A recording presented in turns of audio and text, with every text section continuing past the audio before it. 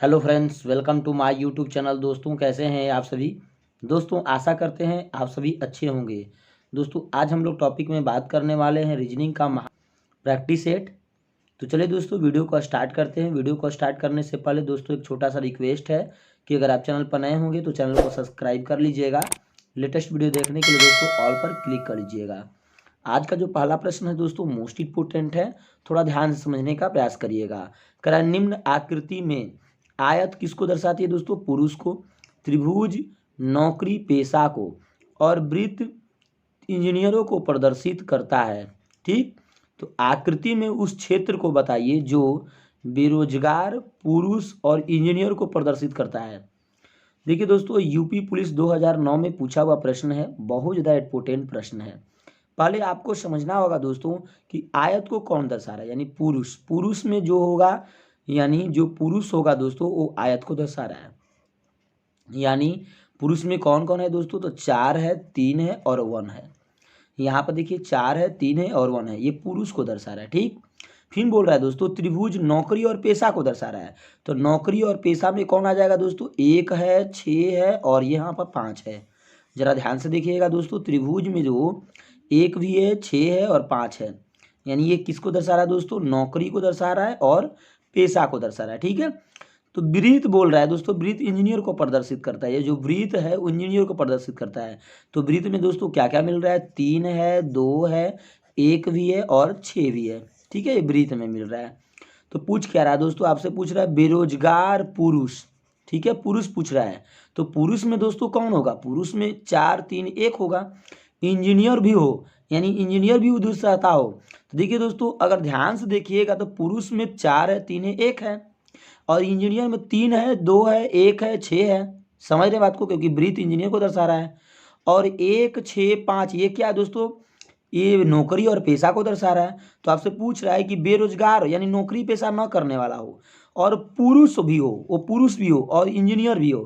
तो देखिए दोस्तों, बेरोजगार कौन है इसमें? 2 है, 3 है और 4 है, यही तो बेरोजगार है। समझ रहे बात को?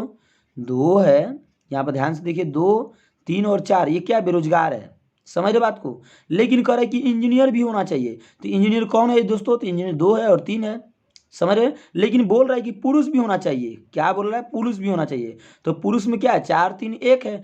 इसका मतलब क्या हो जाएगा दोस्तों? पुरुष में क्या हो जाएगा? 3 होगा।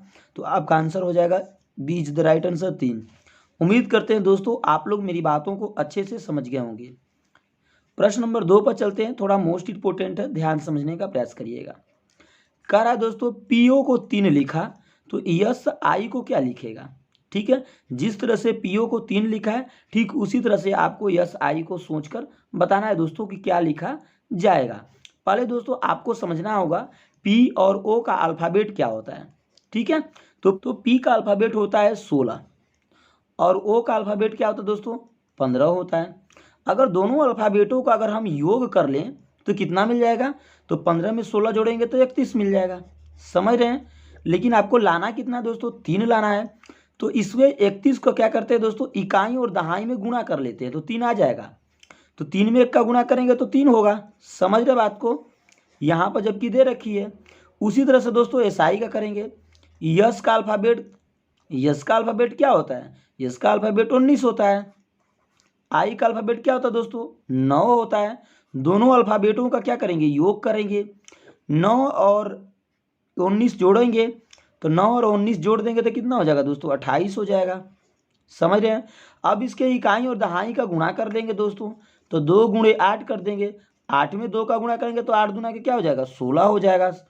तो आपका आंसर कौन सा होगा दोस्तों? आपका आंसर हो जाएगा B is the right answer, 16। उम्मीद करते हैं दोस्तों आप लोग मेरी बातों को अच्छे से समझ गए होंगे। जिस तरह से दोस्तों बोल रहा है कि पीओ को हम क्या लिख रहे हैं? 3 लिख रहे हैं। समझ रहे हैं? ठीक उसी तरह से आपको एस आई को क्या लिखना है, यानी एस का अल्फाबेट क्या होता है दोस्तों? 19 होता है। आई का अल्फाबेट क्या होता है दोस्तों? 9 होता है। दोनों अल्फाबेटों का योग करेंगे तो 28 मिलेगा। अब 28 का इकाई क्या होता है दोस्तों? 8, दहाई 2 होता है। दोनों का गुणा कर देंगे तो 8 गुना के 16 हो जाएगा, जबकि आपका आंसर हो जाएगा B is the right answer, 16। उम्मीद करते हैं दोस्तों यहाँ तक आप लोग तो क्लियर ही होंगे। प्रश्न नंबर 3 पर चलते हैं, थोड़ा ध्यान समझने का प्रयास करिएगा। प्रश्न नंबर 3 मोस्ट इंपोर्टेंट है दोस्तों। प्रश्न नंबर 3 दोस्तों मोस्ट इंपोर्टेंट है। करा एक निश्चित कूट में MUNI को INMU के रूप में लिखा जाता है। ठीक उसी प्रकार से दोस्तों उसी कूट के भाषा में JUDI को क्या लिखा जाएगा। देखिए दोस्तों पहले आपको ये समझना है कि MUN और I को क्या लिख रहा है। ठीक है तो दोस्तों क्या लिख रहा है INMU लिख रहा है, यानी ये अल्फ़ाबेट अगर मान लेते हैं 1 और ये 2 और ये 3 और ये 4 मान लेते हैं दोस्तों, तो किया क्या है ध्यान समझिएगा, यानी यम के जगह पर क्या कर दिया है, यम के जगह पर आई कर दिया है, यानी ये पीछे से सजाने का काम किया। देखिए आई है पीछे तो आई वाला को यहाँ पर सजा दिया है, समझ रहे बात को। उसके बाद दोस्तों आई के बाद आई के पहले क्या यन है तो यन वाले को उसके बाद में सजा दिया है, समझ रहे बात को दोस्तों। ठीक उसी तरह से यन है तो यन यहाँ पर देखिए यन है, यहाँ पर यन है ना, इसका मतलब यहाँ पर यन जो है यानी इसके बाद में जो यन है यन के सीधा में यन लिख दिया। यहाँ पर समझ रहे बात को दोस्तों, पहले आई लिखा फिर यन लिखा फिर यन के जगह पर यम लिख दिया, यानी यम वाला के जगह पर ये जो यम है या ये वाला यम वो यन के जगह पर लिख दिया, समझ रहे बात को। उसी तरह से दोस्तों आई को क्या लिख रहा है तो आई को यू लिख दिया। ठीक है उसी तरह से हम क्या करेंगे दोस्तों JUDI को लिखेंगे तो पहले दोस्तों 2 लेटरों को प्रारंभ करता है, तो आई है तो आई लिख देंगे, डी है दोस्तों तो डी लिख देंगे। अब यहाँ पर देखिए पहला लेटर जो था यहाँ पर यम उसे तीसरा नंबर पर लिख रखी है, समझ रहे बात को। तो जो पहला में जे है तो उसे तीसरा पर लिख देंगे और जो दोस्तों दूसरा पर है उसे एकदम लास्ट में लिख देंगे यू। इस तरह का ऑप्शन मैच करेंगे दोस्तों, कहाँ पर मैच कर रहा है तो IDJU, यानी ये पहला ऑप्शन मैच कर गया तो आपका आंसर हो जाएगा ए इज द राइट आंसर पहला। उम्मीद करते हैं दोस्तों यहाँ तक आप लोग क्लियर होंगे। प्रश्न नंबर 4 पर चलते हैं, थोड़ा ध्यान से समझने का प्रयास करिएगा। प्रश्न नंबर 4 मोस्ट इंपोर्टेंट है। करा मोहन 20 मीटर पश्चिम की ओर जाकर दाएं मुड़ा और 30 मीटर चला, फिर बाएं मुड़कर 20 मीटर चला, तो अब वह किस दिशा में जा रहा है। इस प्रकार के दोस्तों प्रश्न होते हैं डायरेक्शन का, बहुत ज़्यादा इंपोर्टेंट होते हैं, ध्यान से समझने का प्रयास करिएगा दोस्तों। इस प्रकार के प्रश्न को लगाने के लिए दोस्तों पहले आपको दिशा का ज्ञान होना बहुत जरूरी है। तो देखिए दोस्तों ये डायरेक्शन है, ये जो होता है पूर्व होता है, पूर्व के दोस्तों विपरीत दिशा में पश्चिम होती है, ऊपर दोस्तों क्या होता है उत्तर होता है और नीचे उसके दक्षिण होता है, समझ रहे हैं बात को। डायरेक्शन आपका बता दिए दोस्तों। अब कह रहा है कि 20 मीटर पश्चिम की ओर जाकर, यानी पश्चिम की ओर जाकर 20 मीटर, यानी मान लीजिए यहाँ से कोई व्यक्ति 20 मीटर पश्चिम चल रहा है, इसका मतलब इधर चल रहा है 20 मीटर चल रहा है, समझ रहे बात को। जाकर बाएं मुड़ा, बाएं अगर दोस्तों कहे कोई व्यक्ति पश्चिम चल रहा है और वह कहे बाएं मुड़ गया, इसका मतलब ध्यान में रहे दोस्तों कि वह हमेशा किधर जा रहा है उत्तर की ओर जा रहा है। कितना दोस्तों 30 मीटर चला, यानी 30 मीटर उत्तर की ओर वो चल गया, फिर पुनः 30 मीटर चला। ठीक है फिर बोल रहा है बाएं, पुनः दोस्तों क्या बोल रहा है बाएं। जब कोई व्यक्ति दोस्तों उत्तर की ओर जाता है और बाएं बोले, इसका मतलब है कि वह पूरब दिशा की ओर जा रहा है दोस्तों। कितना मीटर फिर बोल रहा है 20 मीटर चला, तो लिख देंगे 20 मीटर उत्तर की ओर चला। तो आपसे पूछ रहा है कि दोस्तों वह किस दिशा में जा रहा है, तो देखिए दोस्तों ये कौन सा दिशा है, ये कौन सा दिशा है दोस्तों, तो यहाँ पर देखिए ये पूरब ही तो दिशा होती है, यानी इधर जा रहा है तो ये पूरब हो गया, तो आपका आंसर हो जाएगा दोस्तों पूर्व हो, यानी पूर्व दिशा की ओर वो जा रहा है, तो आपका आंसर हो जाएगा ए इज द राइट आंसर पूर्व दिशा। अगला प्रश्न पर चलते हैं दोस्तों, मोस्ट इंपोर्टेंट अगला प्रश्न, थोड़ा ध्यान से समझने का प्रयास करिएगा। जब भी दोस्तों इस प्रकार के प्रश्न आता है तो करते क्या है, ध्यान समझने का प्रयास करिएगा।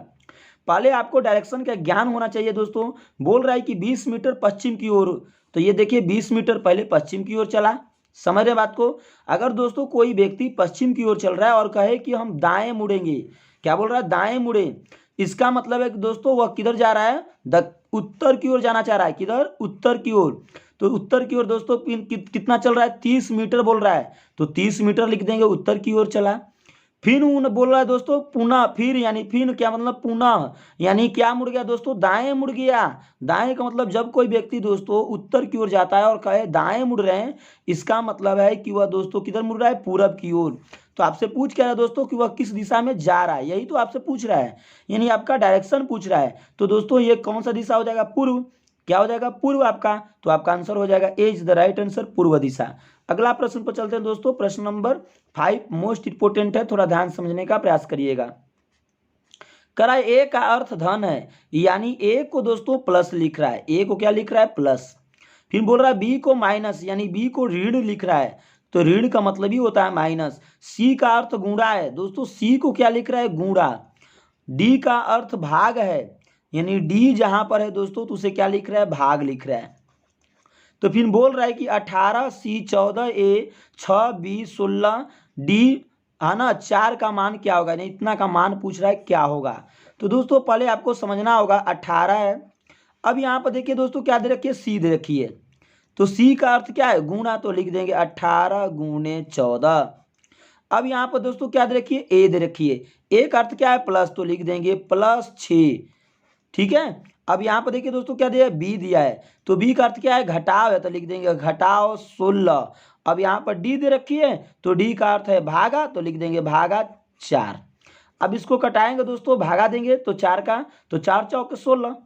अब ये हो जाएगा 18 गुणे 14 +6 माइनस 4 चौके 16, 4 बार में कट गया। अब यहाँ पर दोस्तों 18 में 14 का गुणा करेंगे, तो 18 में 14 का गुणा करेंगे तो 252 हो जाएगा। कितना हो जाएगा, 252।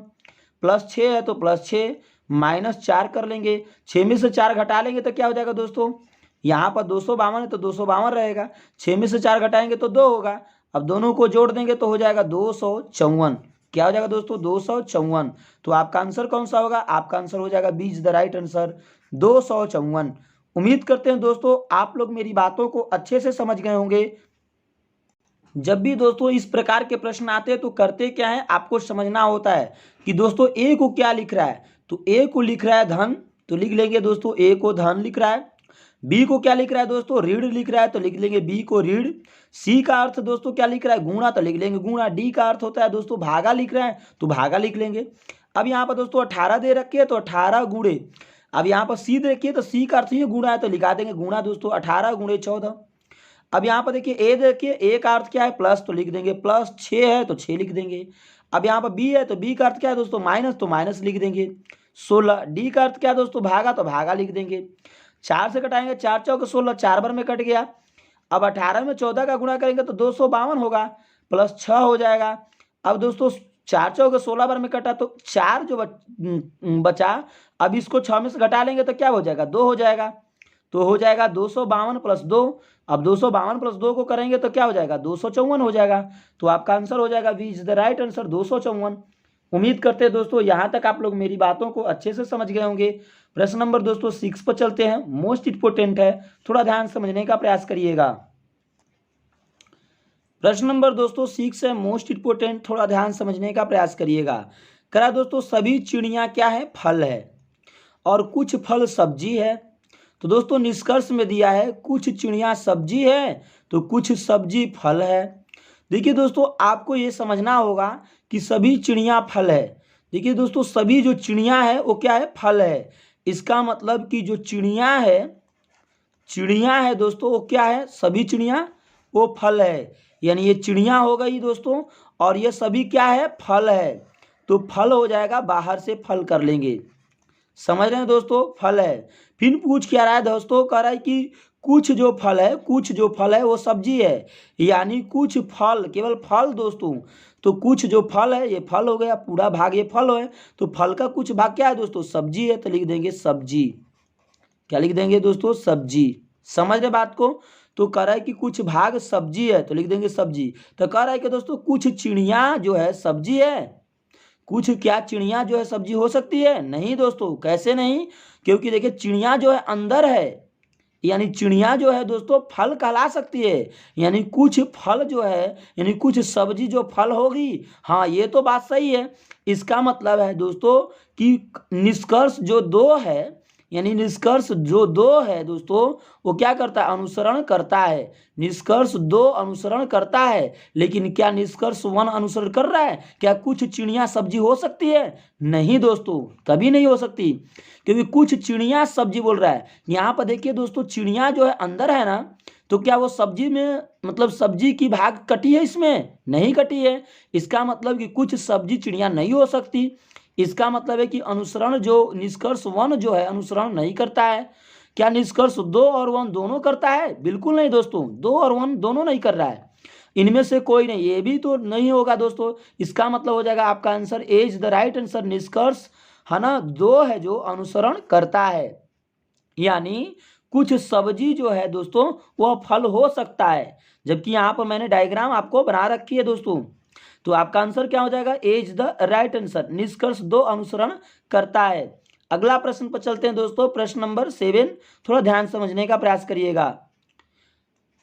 करा दोस्तों, फलों के 3 टोकरियों, पहली टोकरी में दूसरी टोकरी के दूने फल है, तीसरी टोकरी में पहली टोकरी के 3/4 फल है, तो सभी टोकरियों में फलों की औसत 30 है, तो पहली टोकरी में कितने फल हैं? देखिए दोस्तों, प्रश्न बहुत ज़्यादा इंपॉर्टेंट है, गणितीय मैथमेटिकल रीजनिंग का है दोस्तों, बहुत ज़्यादा इंपॉर्टेंट होता है ऐसा प्रश्न जो होता है। तो पहले दोस्तों इस प्रकार के जब भी प्रश्न आता है तो करते क्या, पहले आपको मान लेते हैं। मान लेते हो दोस्तों कि ये पहला टोकरी है, ध्यान दीजिएगा, ये पहला टोकरी, ये दूसरा टोकरी है और ये तीसरा टोकरी है। ध्यान समझने का प्रयास करिएगा दोस्तों, ये पहला टोकरी है, ये दूसरा टोकरी है और ये तीसरा टोकरी है। समझ रहे हैं? अब जब भी 3 टोकरी दे दे तो फिर बोल क्या रहा है दोस्तों कि दूसरी टोकरी, ध्यान से देखिएगा, पहली टोकरी में दूसरी टोकरी के दूने फल है। इसका मतलब पहली टोकरी में दूने फल है, पहली टोकरी में दूने फल है किसके, यानी दूसरे टोकरी के। तो पहले दोस्तों पहले टोकरी है ना, दूसरे टोकरी में हम मान लेंगे कि कितने फल हैं दोस्तों, यक्स फल हैं, तभी तो इसके दूने फल क्या होंगे दोस्तों, पहले टोकरी में होंगे, यानी दूने का मतलब 2 गुणे यक्स होंगे, यानी 2 यक्स होंगे। समझ रहे बात को? फिर बोल क्या रहा है, ध्यान से समझने का प्रयास करिएगा। कह रहा है तीसरी टोकरी में पहली टोकरी के 3/4, यानी पहले टोकरी, तो पहला टोकरी क्या है दोस्तों, 2 यक्स, और 2 यक्स का 3/4 है, यानी कटाइएगा 2 से तो 2 दूना के 4, यानी हो जाएगा दोस्तों 3x बटा में 2 भाग, 3x बटा में 2 फल होंगे तीसरे टोकरी में। समझ रहे बात को? तो फिर बोल रहा है कि दोनों तीनों का औसत, यानी ये पहला टोकरी 2x, दूसरा टोकरी x और तीसरा टोकरी 3x बटा में 2, और सबका औसत, यानी ये 3 है टोकरी तो 3 औसत निकालते तो दोस्तों जितना ऊपर होता है, यानी टोटल परीक्षणों की संख्या बटा में टोटल काउंटिंग करके लिख लेते हैं, बराबर उसका औसत कितना दे रखी है दोस्तों, 30 दे रखी है, तो लिख देंगे 30। समझ रहे हैं बात को? जब भी इस तरह का हो जाए तो करते क्या दोस्तों, देखिए 2 एक्स जोड़ेंगे तो क्या हो जाएगा 3 एक्स। समझ रहे हैं? यानी ये हो जाएगा 3 एक्स प्लस 3x बटा में 2। अब ये दोस्तों 30 और ये बटा में 3 है, इधर जाएगा तो गुणा करेंगे तो हो जाएगा 30 तिहाई 90। अब इसका दोस्तों एलसीएम कर लेंगे तो 3 दूना के 6 हो जाएगा, यानी 3 दूना के 6x अब प्लस हो जाएगा 3x अब बटा में 2, बराबर हो जाएगा क्या दोस्तों 90। इसको ऊपर वाले को जोड़ेंगे तो हो जाएगा 9x बटा में 2 बराबर दोस्तों 90। 9 से 9 कट जाएगा, ये हो जाएगा 10 बार में कोटा दोस्तों, इसका गुणा कर दीजिएगा तो x का मान हो गया 10 दूना के 20, यानी x का मान क्या मिला दोस्तों 20 मिल गया। यानी दूसरी टोकरी में कितने फल मिला, 20 मिला। तो आपको निकालनी क्या है दोस्तों, पूछ क्या रहा है, पहली टोकरी में फलों की संख्या। तो पहली टोकरी में दूना फल है दोस्तों, पहले टोकरी में दूसरे टोकरी के दूना फल है, इसका मतलब 2 गुणे x है।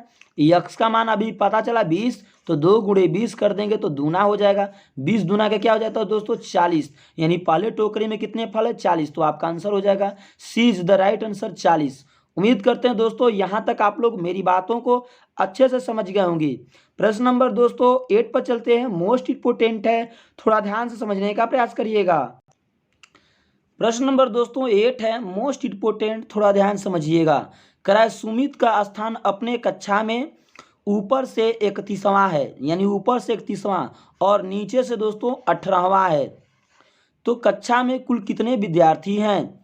यानी ऊपर से दोस्तों सुमित का जो स्थान है वो मान लीजिए कितना पर है, 31वां पर है। मान लीजिए दोस्तों यहाँ पर 31वां है और उसे नीचे से दोस्तों देखा गया, उसे नीचे से देखा गया तो नीचे से कौन सा स्थान पर है दोस्तों, 18वां। ध्यान से समझने का प्रयास करिएगा दोस्तों, बहुत ज़्यादा इंपॉर्टेंट प्रश्न है। ठीक है, तो फिर बोल रहा है कि कक्षा में कुल कितने विद्यार्थी हैं। जब भी दोस्तों ऊपर का दे दे और नीचे का भी दे दे, समझ रहे बात को, ऊपर के स्थान भी दे दे और नीचे का भी स्थान दे दे दोस्तों, तो करते क्या है, आपको विद्यार्थी निकालनी है। तो लिखिएगा कुल छात्रों की संख्या, कुल छात्रों की संख्या, कुल छात्रों की संख्या होगा।